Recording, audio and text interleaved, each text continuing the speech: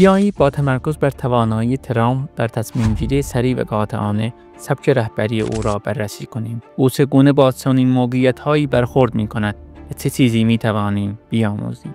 ترامپ به خاطر تصمیم‌گیری سریعش معروف است. او اغلب سریع و قاطعانه عمل می‌کند و تمایل خود را برای انجام دادن بدون تردید نشان می‌دهد.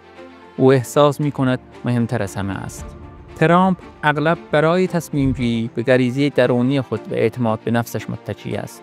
به نظر می‌رسد او به سرعت اطلاعات را پردازش می‌کند و از انجام ارزیابی اولیه خود بدون نیاز به یک پروسه طولانی برای انتخاب مشاور ابایی ندارد.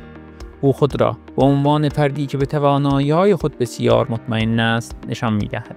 این رویکرد مزایای خود را دارد. می‌تواند منجر به اجرای سریع و ایجاد حس حرکت شود. با این حال، هنگامی که تصمیمات بدون تجزیه و تحلیل و بررسی کامل گرفته شود، می‌تواند منجر به اشتباهات و اختلاف نظر شود.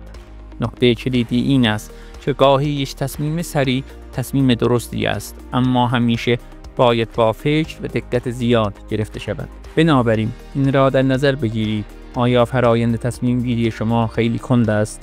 چگونه می‌توانید سرعت را با تفکر دقیق متعادل کنید؟ چگونه می‌توانید حس اعتماد را در دل خود ایجاد کنید؟ تجربیات خود را در نظرات به اشتراک بگذارید. فراموش نکنید برای آشنایی بیشتر با درس‌های رهبری و استراتژی ما را در شبکه‌های اجتماعی دنبال کنید.